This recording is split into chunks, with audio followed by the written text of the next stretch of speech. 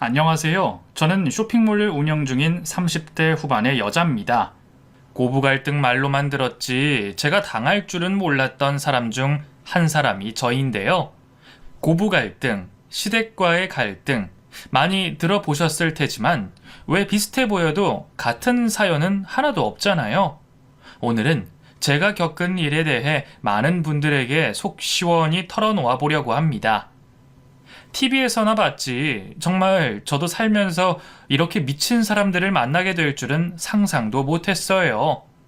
당시에는 끔찍하고 괴로워서 아무 잘못 없는 남편과도 다투고 이혼까지 생각했는데 지금은 그냥 웃음만 나옵니다. 그럼 제 이야기 시작해 볼게요. 저는 평범한 가정에서 자라고 대학을 졸업한 이후에는 마케팅 회사에 입사해서 일을 했어요. 남편과는 그 회사에 다닐 때 평소 저를 예뻐해 주시던 팀장님의 소개로 만나게 됐습니다.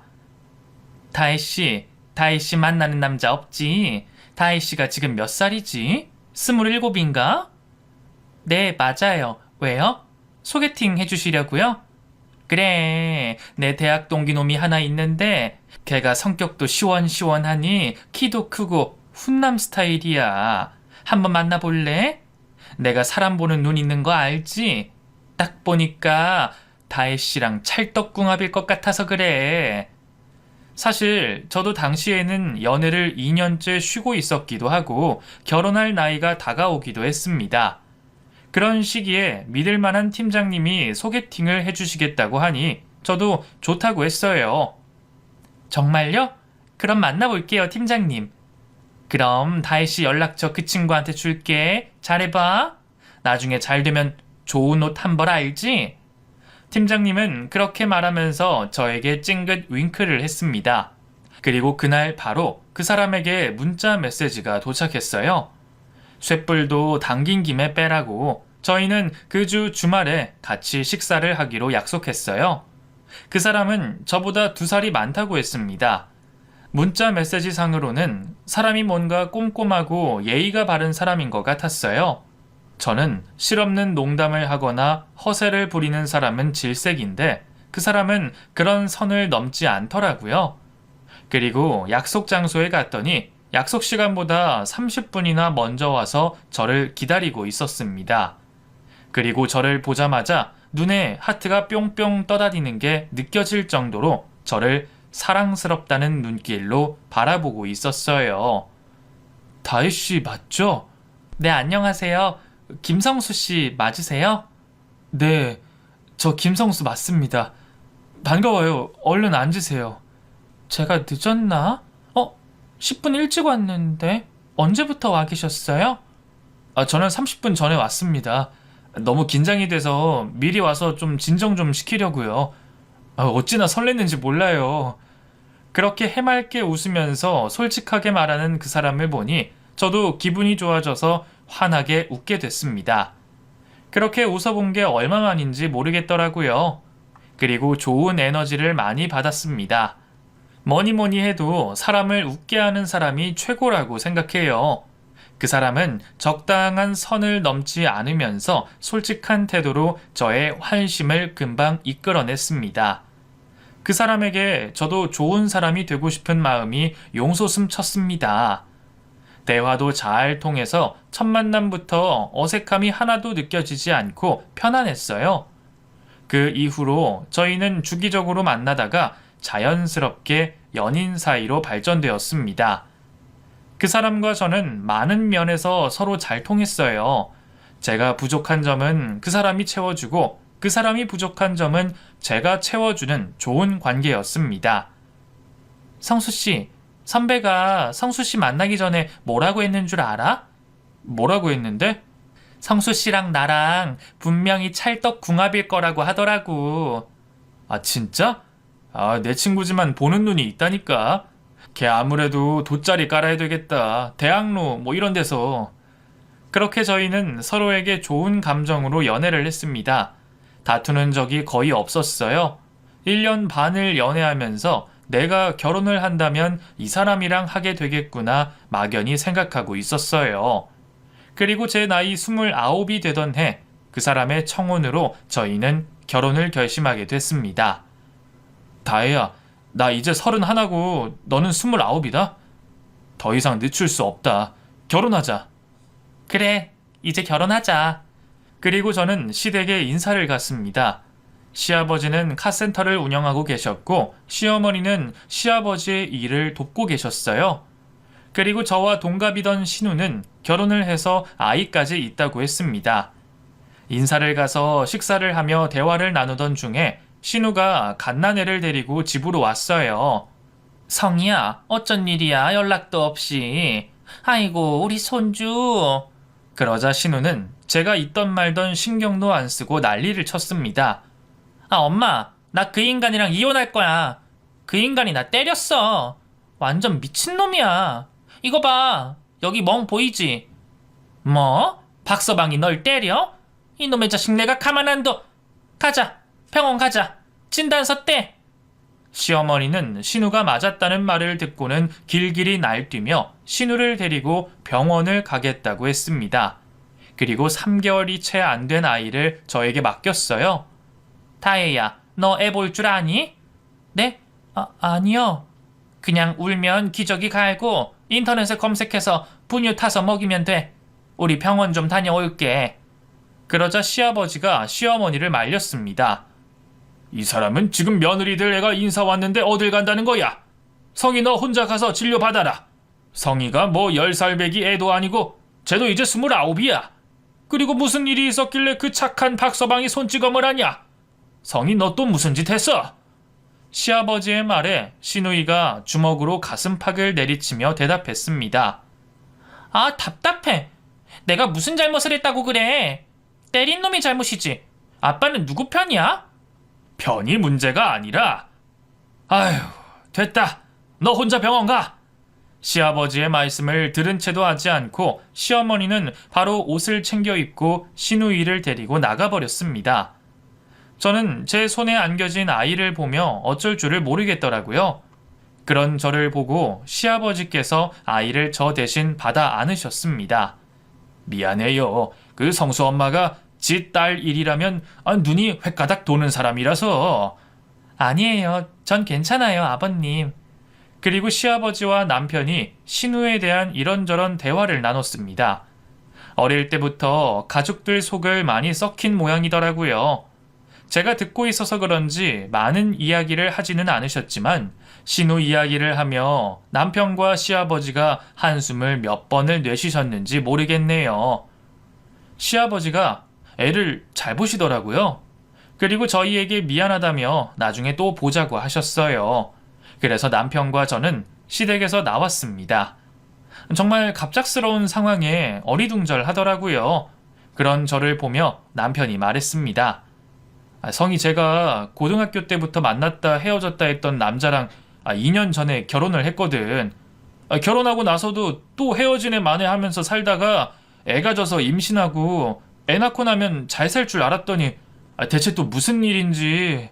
하여간 성희 쟤만 생각하면 머리가 지끈지끈하다니까. 다혜야, 많이 당황했지? 미안하다. 그랬구나. 뭐 무슨 사정이 있겠지. 당신도 성희 씨한테만 나무라지 말고. 난 괜찮아. 근데 아버님이 아이를 정말 잘 보시네? 성희, 제가 애 낳고 우리 집에서 한 달 지냈는데 그래서 그런가 봐. 나도 신기하더라. 처음 시댁에 인사를 갔던 날 예상치도 못했던 황당한 상황을 맞닥뜨리고 어리둥절하기는 했지만 뭐 부부끼리 좀 다퉜겠거니 생각했습니다. 그리고 남편과 함께 저희 집으로 인사를 갔어요. 저희 부모님은 제가 대학을 다닐 때만 해도 수도권에서 사셨는데 제가 회사에 입사를 했을 무렵에 아버지 건강에 이상이 생겨서 고향인 충청도로 이사를 하셨거든요. 전원 생활을 하면서 건강이 많이 좋아지셨고 거기서 정착을 하셔서 작게 농사를 일구며 살고 계셨어요. 저희 부모님은 남편을 마음에 들어 하셨습니다. 그때가 추수철이라 남편이 하루 자고 다음날 일을 돕겠다고 나섰거든요. 그러니까 딱 요즘 같은 계절이었겠네요. 서툰 솜씨였지만 열심히 돕는 제 남편을 저희 부모님이 예뻐해 주셨어요. 아무튼 그렇게 저희는 결혼을 하게 됐습니다. 시아버지는 빚을 내서라도 저희 신혼집을 해주시겠다고 했지만 그건 좀 아닌 것 같았어요. 그리고 사실 시어머니가 저에게 따로 연락을 해서 절절하게 부탁을 했거든요. 다혜야, 나 성수 엄마야. 지난번에는 미안했어. 어머, 어머님, 잘 지내셨죠? 그게 우리 상견례 전에 내가 할 말이 있어서 너 이 두 사람 결혼하고 우리 집에서 당분간 지내면 안 될까? 어차피 성수방 크니까 거기서 두 사람이 같이 지내기 충분할 거야. 침대도 내가 킹 사이즈로 바꿔줄게. 혼수다 뭐다 아직 준비하기 힘들지 않어? 그 말에 저는 처음엔 당황했지만 그래도 조금 더 여유가 생기면 둘이 따로 나와서 사는 것도 괜찮겠다는 생각이 들었어요. 아직은 저희 둘 다 경제적으로 여유가 좀 없긴 해요, 어머니. 근데 저 들어가서 사는 거 불편하지 않으시겠어요? 불편은 그냥 내가 엄마다 생각해. 아이고, 딸내미가 하나 더 생기겠네. 너무 신난다. 시어머니의 말에 저는 그래, 뭐 별일이야 있겠냐 싶은 생각으로 남편과 상의 끝에 시댁살이를 결심했습니다. 다혜야, 우리 집에서 사는 거 괜찮겠어? 난 상관없는데? 우리 사실 지금 당장 집 구하기 빠듯하잖아. 1년만 바짝 모아서 제대로 준비하고 나가도 좋을 것 같아. 그렇긴 한데 그럼 결혼을 좀 미룰까? 그게 무슨 말이야. 지금 와서? 내 걱정은 하덜덜 마세요. 어차피 출퇴근하고 그런데 뭐 무슨 일이야 있겠어? 그래, 그럼 그렇게 하자. 내년에는 우리 집 구해서 나가자. 당시에 시댁이 평수가 꽤 큰 아파트였거든요. 저희는 1년만 시댁에서 지내면서 1년 후에는 집을 구해서 나가기로 했습니다. 그때는 왜 그런 결심을 했는지 저도 잘 이해가 가지 않습니다. 그냥 천하태평했던 것 같아요. 지금 와서 돌이켜보면 잘못돼도 너무 잘못된 판단이었네요. 아무튼 식을 올리고 신혼여행을 다녀온 후에 저희는 바로 시댁에서 신혼생활을 시작했습니다. 아침에 출근 전에 일찍 일어나서 시어머니와 함께 식사 준비를 했어요.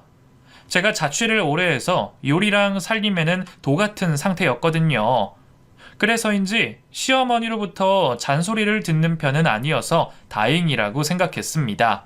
또 다른 시집살이에 복병이 나타날 줄은 전혀 예상치 못했거든요.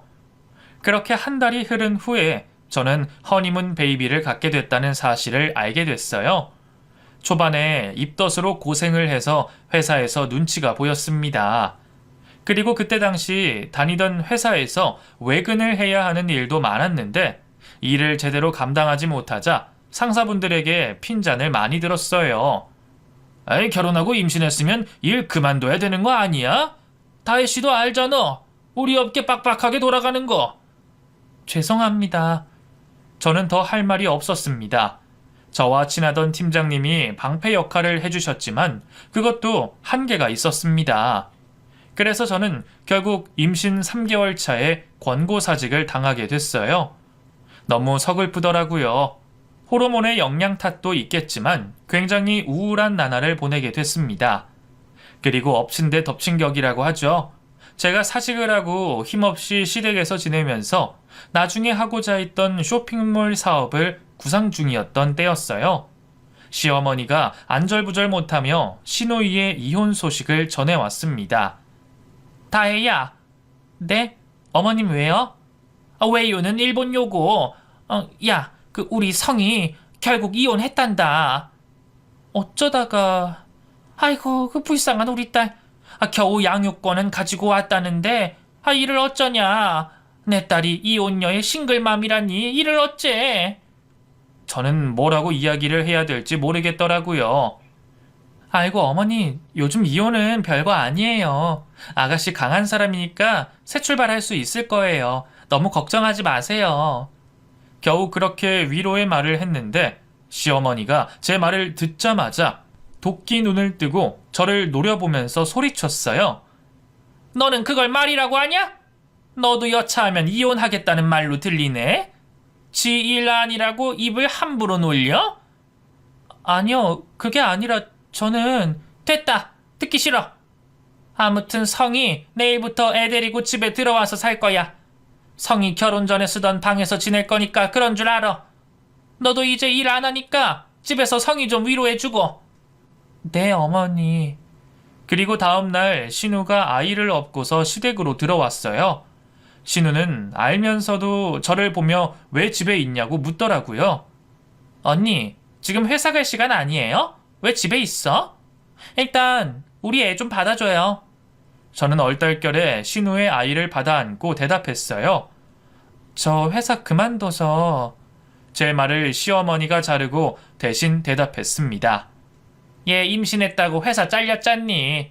뭘 그 1년 동안 돈 열심히 모아서 나가겠다더니 다 글러먹었지 뭐. 얘, 애는 나한테 주고 가서 점심밥이나 좀 차려라. 성이 배고프지? 응, 엄마. 기운이 하나도 없어. 들어보니 무슨 이유인지는 몰라도 시누이는 이혼 소송을 했던 모양이었어요. 소송을 하다가 시누이가 전 남편에게 빌고 빌어서 소송을 취하한 뒤에 합의 이혼을 하고 애가 아직 엄마 손길이 필요한 시기라서 애 양육권은 신우가 가져왔다고 했습니다. 그리고 신우는 믿기 힘든 말을 하더라고요. 양육권도 지가 가져가지 뭐 대단한 일 한다고. 내가 애를 어떻게 키워? 신우는 모성애라는 게 하나도 없는 사람처럼 싸늘하게 말을 했습니다. 저는 제 귀를 의심했네요. 그리고 제가 차린 밥상에 밥을 먹다가 신우가 시어머니에게 말했어요. 엄마, 나랑 같이 바람이나 좀 쐬고 오자.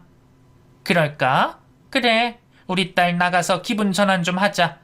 다혜야, 너 애 볼 수 있지? 네? 네, 어머니. 그럼 우리 다녀올게. 지금 애 자니까 밥상 치우고 애 깨면 분유 먹이고 해라. 시모와 시누이는 그렇게 말을 하고 둘이서 꽃단장까지 하고 쏠랑 밖으로 나가버렸습니다. 저도 임신 중인 예비 엄마로서 많이 공부한 게 있던 터라서 당황스럽긴 했지만 애를 보는 건 어렵지 않았어요.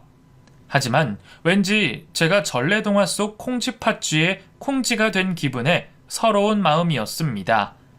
사실 저도 바람 쐬러 가고 싶었거든요. 저는 마치 집에서 일해야 되는 사람 마냥 구는 시어머니와 신우가 얄미웠습니다. 그리고 그날 밤 늦도록 시어머니는 집에 올 생각을 하지 않았어요. 퇴근한 시아버지가 전화를 했지만 받지도 않았습니다. 이 여편네가 어딜 가서 안 오는 거야? 다혜야, 네 시엠이 어디 간다고 말 없었어? 그냥 아가씨랑 같이 바람 쐬러 간다고만 하셨어요. 지혜를 새언니한테 맡기고 걔도 참 언제 정신 차리련지. 오늘은 시켜 먹자. 초밥 어떠니? 좋아요, 아버님. 그날 남편도 야근을 해서 늦는 바람에 저는 시아버지와 함께 초밥을 시켜서 먹었습니다. 제 마음을 알아주는 건 그래도 시아버지밖에 없다는 생각에 감사한 마음이 들었어요. 그리고 저는 그날 밤 한숨도 잠을 자지 못했습니다. 잠이 들라치면 신우가 맡기고 간 아이가 울면서 칭얼거려서 어르고 달래고 분유도 먹이고 그러느라 잠을 자지 못했습니다. 야근까지 하고 와서 힘든 남편도 같이 돌봐주면서 힘들어했어요. 성이 이 기집애는 도대체 애만 두고 어디를 간 거야? 그리고 그 다음 날은 주말이어서 남편과 시아버지가 도와주셔서 아이를 돌보기 수월했습니다. 그리고 전날 잠을 한숨도 못 잔 제가 하품을 하자 시아버지께서 낮잠을 자라고 말씀하셨어요. 그렇게 저는 방으로 들어가서 기절한 듯이 잠이 들었습니다. 그리고 얼마나 시간이 흘렀을까 밖에서 시끄러운 소리가 나서 잠에서 깨서 거실로 나갔더니 시어머니 혼자서 시아버지와 언성을 높이며 대화를 나누더라고요. 그게 뭔 소리야? 성의가 없어졌다니. 나도 몰라. 펜션에서 같이 자고 일어났는데 애가 없는 거야. 전화도 꺼져 있고 걔도 답답해서 혼자 훌쩍 떠나고 싶었을 거야. 그게 무슨 되도 않는 소리야. 지 애만 놔두고 애미가 혼자 연락도 없이 떠난다는 게 말이 돼? 이거 실종신고해야 되는 거 아니야? 아니야. 내가 걔 그 차 끌고 가는 거 봤어. 별일 없을 거야. 지 속 풀어지면 오겠지. 나도 있고 다혜도 있는데 우리 손주 예성이 잠깐 봐주면 되지. 그렇지 다혜야. 시어머니의 물음에 저는 얼떨결에 네라고 대답을 해버렸습니다. 정말 어처구니가 없더라고요. 하지만 그때만 해도 신우가 며칠 후에는 집에 와서 애를 돌볼 거라고 생각했어요. 그런데 하루, 이틀, 사흘, 나흘이 지나도 신우는 나타날 생각을 하지 않았습니다. 휴대폰 번호도 없는 번호라고 나오고 시아버지는 실종신고를 하겠다고 하는데 시어머니가 말렸어요. 안 되겠어. 경찰서 가자. 애 실종신고해야지. 아니, 뭔 일이라도 난 거 아니야? 아니야. 나한테 연락 왔어. 뭐라고? 아니, 당신한테 연락을 했어? 그 기집애 어딨대? 지금 제주도 사는 친구네서 지내는 모양이더라고. 거기서 일 배우면서 있대. 다혜한테 미안해서 전화도 못하겠다고 애 좀 잘 봐달라고 전해달라더라. 시어머니의 말에 시아버지가 뒷목을 붙잡았습니다. 저는 머리가 어지럽더라고요. 임신한 상태에서 자기 인생 살러간 신우 애까지 돌봐야 한다는 것이 막막했어요. 당신 진짜 수상해. 성이랑 이상한 짓 꾸미고 있는 거 아니지? 시아버지의 말씀에 시어머니가 화들짝 놀라며 아니라고 손사래까지 쳤습니다. 아니야, 뭔 짓을 꾸민다고 그래. 성이 일찍 시집 가느라 뭐 해본 게 없잖아. 나한테는 꾸준히 연락 오니까 걱정 마. 정말 필요 없고 뭘 하든지 지 자식 데려가서 하라고 해. 이딴 애미가 어딨어? 지 새언니가 봉도 아니고. 됐어. 연락 오면 바로 데리고 가라고 해. 아니면 실종신고든 뭐든 해서 머리채 잡고 끌고 올 거니까. 아유, 클 때부터 말썽만 부리고 다니더니 다 커서도 이게 뭔 일이야? 같이 신우 애를 봐주겠다던 시어머니는 무슨 일을 하고 다니는지 정말 시아버지가 출근한 후에는 바로 어디론가 외출을 하고 시아버지가 오시기 전에 돌아와서 저와 함께 저녁을 차리는 척 연기를 했습니다. 그리고 저에게는 시아버지에게 본인이 외출하고 다닌다는 사실을 절대 알리지 말라고 협박 아닌 협박을 했어요. 다혜 너, 나 외출하고 오는 거 혹여라도 네 시아버지한테 말하면 그때 너 죽고 나 죽는 거야? 알겠지? 근데 어머니, 도대체 어디를 그렇게 가시는 거예요? 저한테만 말씀해 주세요. 그건 알 거 없어. 다 볼 일이 있으니까 나가겠지. 너도 곧 애 낳으니까 그때는 내가 성희애 돌볼 거야. 그때까지만 좀 참어. 알겠니? 네, 알겠어요, 어머니. 정말 남의 집 살이의 서러움을 고스란히 느끼면서 저는 임신해서 무거운 몸으로 아이를 돌보며 집안 살림까지 하는 괴로운 나날을 보내야 했습니다.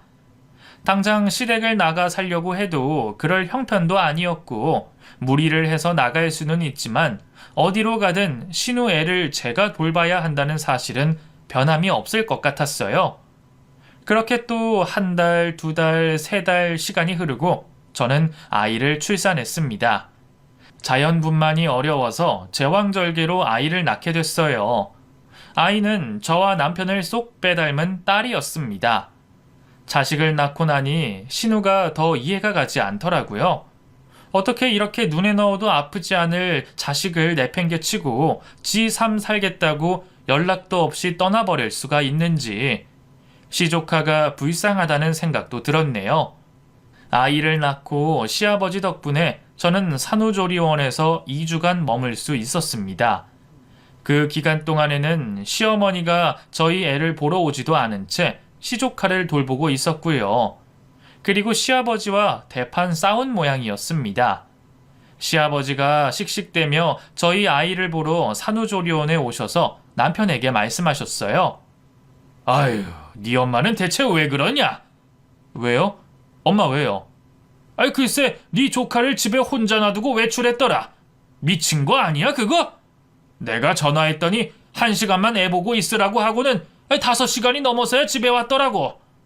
어딜 갔냐니까 오히려 성질을 내는데 나 참 정말 그 속을 알 수가 없다. 시아버지도 답답해하시는 걸 보면서 저도 정말 미스테리라고 생각했습니다. 시어머니가 자꾸 외출을 하는 데에는 신우와 무슨 관계된 일이 있을 거라는 짐작을 하게 됐어요. 그리고 시아버지가 한 말씀 더 하시더라고요. 요즘 생활비는 어디다가 가져다 쓰는 건지 아이, 성수 너도 네 엄마한테 생활비 주지 않냐? 네, 저도 달에 80씩 드리고 있어요. 엄마 설마... 에이, 설마 또? 아닐 거야. 하여간 내가 언제 한번 잡아 족쳐야지. 아니, 대체 무슨 꿍꿍이들인지. 다혜는 자는 거지? 아휴, 다혜만 고생시키네. 시아버지는 제가 자는 줄 알고 그렇게 말씀을 하고 계셨습니다. 하지만 저는 눈을 감은 채로 다 듣고 있었어요. 정말 그쯤 되니 시어머니와 신우가 도대체 어디서 뭘 하고 지내는 건지 저도 궁금해지더라고요. 그리고 산후조리원을 나간 후부터 제 앞에는 지옥의 문이 열린 채로 저를 맞이하고 있었습니다. 애 둘을 돌보는 게 보통 일이 아니더라고요. 남편이 도와주는데도 한계가 있었어요. 시어머니는 제가 산후조리원을 나가자마자 기다렸다는 듯이 외출을 했습니다. 저는 저 밥 먹는 것도 잊은 채로 애 둘 분유 먹이고 기저귀 갈다 보면 하루가 다가 있었어요. 밤이 되면 또 밤새 보채는 애들 달래느라 정신이 없었습니다. 정말 사람이 이러다가 미치는 거구나 싶을 정도로 괴로웠어요. 시아버지와 남편은 그런 사실을 감쪽같이 모르고 있었습니다. 시어머니가 철저하게 속이고 있었거든요. 저는 임신하고 찐 살이 단숨에 쭉쭉 빠졌습니다. 남편도 그런 저를 보며 걱정을 했어요. 다혜야, 너 요즘 많이 힘들어? 얼굴이 왜 그래? 성수씨, 나 사실 힘들어 죽겠어. 그 말을 하는데 폭풍 같은 눈물이 저절로 쏟아지더라고요. 남편이 미안하다며 어쩔 줄을 몰라 했습니다. 하지만 남편 잘못은 아니었죠.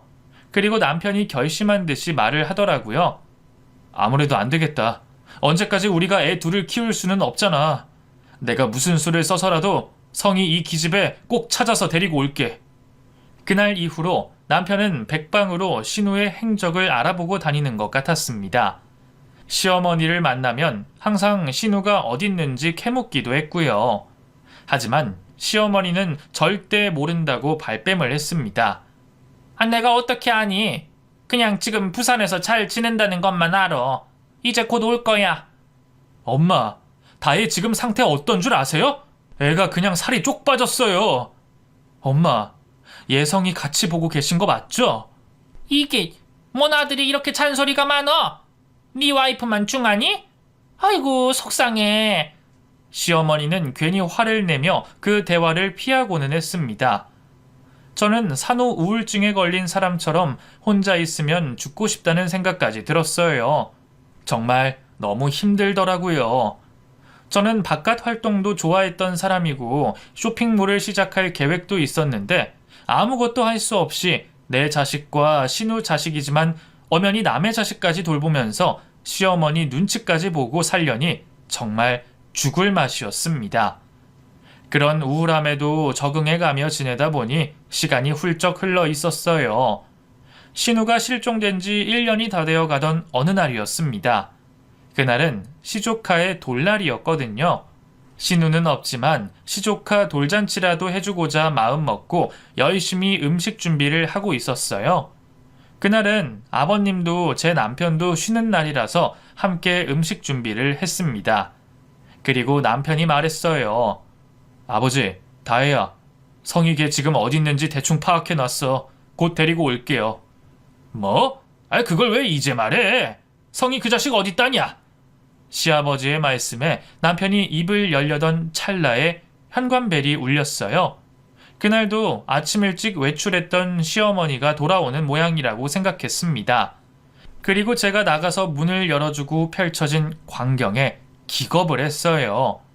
웬 처음 보는 남자가 신우의 머리채를 붙잡고 있었고 시어머니는 그 남자를 떼어놓으려고 야단이었거든요.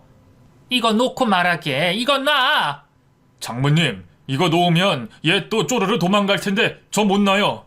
지금 여기 오면서도 몇 번이나 도망친 거 붙잡아 오는 거 다 보셨잖아요. 장모님도 그러시면 안 돼요. 시끄러운 소리에 놀란 남편과 시아버지도 현관 앞으로 달려오셨어요. 그리고 시아버지가 말씀하셨습니다. 자네가 여기 웬일인가? 성희 너, 이게 무슨 일이야? 장인어른, 일단 들어가서 말씀드리겠습니다. 야, 여기까지 와서 도망갈 생각 말고 들어와. 그러자 신우가 애원하며 말했습니다. 여보, 미안해. 내가 다 갚을게. 아빠한테는 말하지 마. 제발. 시어머니도 똥 마려운 개마냥 옆에 서서 안절부절 못하며 말리더라고요. 김서방, 우리끼리 해결하자고. 일단 같이 나가자. 아니요. 저는 아버님한테 다 말씀드릴 겁니다.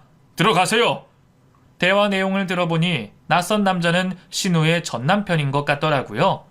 뭐 때문에 그렇게 화가 나서 흥분하고 있는 건지 도무지 알 수가 없었습니다. 그리고 신우 전남편이 신우 머리채를 휘어잡은 채로 집으로 들어오자 신우가 미친 듯이 도망가려고 애를 썼어요. 그 모습을 보고 제 남편까지 달려가서 신우를 데리고 들어왔습니다. 성이 너 무슨 짓을 하고 다녔길래? 야, 들어와. 내가 현관 앞에 서 있을 테니까 도망갈 생각 마라. 너 때문에 우리가 얼마나 고생했는 줄 알아? 그렇게 남편은 신우가 또 도망을 칠까봐 현관 앞에 서 있었고 신우 전 남편이 신우를 끌고 들어와 시아버지 앞에 앉혀놓고 한숨을 푹 쉬더니 말을 시작했습니다. 아버님, 이런 말씀 뭐하지만 성이 얘 정말 정신 차려야 돼요. 그래, 다 들을 준비 돼 있으니까 말해보게. 저는 우리 예성이 데리고 성이가 외국 나가서 지내는 줄 알았어요. 그래서 양육비 매달 꼬박꼬박 보내고 있었는데 제 친구가 성이 얘를 봤다는 거예요. 어디서? 도박장에서요. 성이 웬 조폭놈이랑 붙어먹고 살면서 불법 도박하고 다녔어요. 제가 보낸 양육비도 도박하는데 다 썼고요. 게다가 장모님도 같이요. 신우 전 남편이 말을 마치자마자 시어머니와 신우는 손을 붙잡고 현관으로 내빼려고 했습니다. 그 뒷모습을 보고 벼락같이 일어난 시아버지가 두 사람의 머리채를 잡고 끌고 들어왔어요. 아빠, 이거 놔. 잘못했어요. 여보, 난 그게 아니라. 시아버지는 양손으로 신우와 시모의 머리채를 잡고 두 사람의 이마를 소리가 날 정도로 크게 꽝 찍어버렸습니다. 두 사람은 그대로 거실 바닥에 주저앉았어요. 그리고 잠시 기절한 두 사람의 뺨을 내리치며 시아버지가 고래고래 소리를 질렀어요. 이 미친 거사! 지 아들 내버리고 조폭이랑 뭐를 어째? 야, 넌 엄마가 돼서 딸이 그러고 다니는 걸 막지는 못할 망정 같이 뭘 해? 도박? 너 내가 한 번 더 도박하면 내쫓는다고 했냐 안 했냐? 시아버지의 고함에 정신을 차린 두 사람은 거실 바닥에 바짝 엎드려서 울며불며 빌기 시작했습니다. 아빠, 한 번만 봐줘요. 저도 당한 거라니까요. 그놈이 그런 놈인 줄 어찌 알았겠어요. 여보, 나도 성이 끌어내려고 했는데 그 자식들이 도박판을 버려놓고 그렇게 꼬시는데 안 넘어가는 사람이 어딨어. 그 말을 듣고 시아버지는 또 몽둥이를 찾는 신용을 하면서 더 화를 내셨습니다. 이것들 이거 말로 하면 안 되겠어. 다혜야, 뭐 그 긴 막대기 같은 거 있으면 가져와라. 야, 지금 니들이 하는 말은 다 변명밖에 없는 거 알아 몰라? 성인아! 아빠, 죄송해요. 네 새언니한테 사과해. 너 그러고 망나니처럼 살 동안 네 새언니가 혼자서 얼마나 고군분투 힘들었는 줄 알아? 아이고, 이것도 자식 새끼라고? 아이고, 내 팔자야. 저는 시아버지에게 제가 당한 걸 다 털어놓기로 마음먹고 시어머니가 저와 함께 살며 아침마다 외출을 하고 저녁에 돌아오던 이야기까지 했습니다. 그 말을 듣고 시아버지가 길길이 날뛰셨어요. 그런 일이 있으면 진작에 말을 하지, 다혜야. 너 혼자 얼마나 고생이 많았냐. 김서방한테도 내가 면목이 없네. 둘 다 엎드려 뻗쳐. 시아버지께서 오래 직업군인으로 생활을 하셨다는 걸 알고 있었는데 그렇게 얼차려까지 시키는 모습을 보니까 그 사실이 뼛속까지 와닿더라고요. 시어머니와 신우는 엎드려 뻗쳐를 하고 연신 사죄를 했습니다. 그리고 신우의 전남편은 앞으로 아들 양육은 본인이 할 것이고 사기 고소까지 하겠다고 으름장을 놨어요. 그 말을 듣고 신우가 신우 전남편 바짓가랑이를 붙잡고 애원을 했습니다. 여보, 그것만은 하지 말아줘. 나 이미 도박으로 경찰 신고된 거 알잖아. 나 가중처벌 당하면 진짜 징역 살지도 몰라. 그 말을 듣고 신우와 시어머니 외에 모든 사람이 어처구니가 없었습니다. 자기 애를 그렇게 버려두고 조폭이랑 연애하면서 도박하고 다닌 죄에 대한 반성은 하나도 없이 본인이 죗값을 치러야 한다는 사실에만 두려움을 느끼는 신우가 인간 같지도 않았어요. 시아버지께서 그날 바로 신우 전 남편에게 신우에게 준 양육비를 다 돌려줬습니다. 자네 마음 충분히 이해하네. 하지만 내 돈 우선 받아주게. 그렇게 양육비를 받은 신우 전 남편은 본인 아이를 데리고 나가면서 저에게 감사 인사를 했습니다. 어쨌든 저희 아이 지금까지 잘 돌봐주셔서 감사합니다. 죄송하고요. 저도 뭐 면목이 없어요. 성이 제 말을 다 믿은 제 잘못이죠. 애는 제가 맡아서 잘 키우겠습니다. 장인어른, 장모님, 아니 어르신들, 저 이만 가볼게요. 그리고 성이 제가 저지른 범죄 증거 저한테 다 있으니까 필요하시면 언제든지 말씀하세요. 성이 넌 예성이 평생 볼 생각하지 말고 살아. 그래도 제가 돌본 세월이 있어서 그런지 애를 데리고 가니까 어쩐지 시원섭섭한 마음이 들더라고요. 그리고 시아버지의 매타작으로 이마에 혹이 불어난 신우와 시모는 또다시 도망을 칠 궁리를 하고 있었어요. 그걸 알아챈 시아버지께서 경찰에 두 사람을 신고했습니다. 여기 불법 도박을 한 사람들이 도망을 가려고 해요. 와서 구치소에 쳐넣든 감옥에 쳐넣든 하십시오. 그런 시아버지 앞에서 두 사람은 잔뜩 쫄아서 괜히 남편과 저에게 시아버지 좀 말려달라고 하더라고요. 언니 말이면 아빠가 들어줄 것 같으니까 아빠 좀 말려봐요. 그래 다혜야, 우리 좀 살려줘. 성수야, 엄마 좀 봐줘. 그런 두 사람에게 제 남편이 단호한 표정으로 연을 끊겠다고 말을 했어요. 난 앞으로 동생이고 엄마 없다고 생각하고 살 거예요. 두 사람이랑 눈 감는 그날까지 연 끊겠다고요. 앞으로 저도 다혜도 볼 생각하지 마세요. 그 말에 두 사람은 어쩔 줄을 몰라서 안절부절하고 있었고 그 잠깐 사이에 도착한 경찰이 두 사람을 체포해 갔습니다. 시아버지는 두 사람을 경찰에게 인계한 후에 두통이 왔는지 머리를 붙잡고 계셨어요. 저는 그런 시아버지에게 두통약과 물을 가져다 드렸습니다. 그런 제 손을 붙잡고 시아버지가 다시 한번 미안하다고 말씀하셨어요. 다혜야, 정말 미안하다. 아니에요, 아버님. 아버님이 저한테 미안해 하실 거 없어요. 저런 여편네를 내가 믿고 산 게 잘못이지. 성수야, 이 애비가 대신 미안하다. 그냥 진즉에 너희 신혼집 구해서 둘이 나가 살게 했어야 했는데 나 네 애미랑 이혼할 거야. 저런 여자랑 소름 끼쳐서 더는 같이 못 살아. 시아버지의 말에 남편도 고개를 끄덕였습니다. 아버지, 그렇게 하세요. 저희 걱정은 마시고요. 시아버지는 혼자 살 건데 큰 집 필요 없다며 집을 줄여서 이사를 하시면서 저희 집을 해주셨습니다. 파렴치한 시어머니와 신우는 결국 징역살이를 면치 못하게 됐어요. 시모는 몇 개월이었지만 신우는 2년이나 감옥에서 지내야 했습니다. 경찰 조사에서 신우가 조폭이랑 사귀면서 마약 운반체까지 했다는 사실이 밝혀졌거든요. 정말 무슨 정신머리로 산 건지 두 사람을 그때도 지금도 앞으로도 절대 이해할 수 없을 것 같습니다. 그렇게 남편과 둘이서 서로를 위로해주며 힘든 시간을 버텼습니다. 아이가 조금 크고 난 이후에 저는 마케팅 회사를 다닐 때 알고 지내던 분에게서 물건을 받아서 쇼핑몰 사업을 시작했어요. 오랜만에 제 일을 하려니까 신이 나더라고요. 여보, 나 드디어 내 일 할 수 있어서 너무 행복해. 다혜야, 내가 물심양면으로 도울 테니까 열심히 해봐. 저는 남편의 서포트를 받으며 정말 열과 성을 다해서 열심히 일을 했습니다.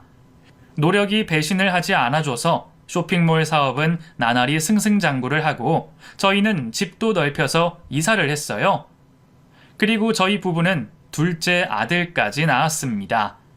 시아버지는 시어머니와 황혼 이혼을 하고 지금은 혼자서 취미 생활을 하면서 여유롭게 지내고 계세요.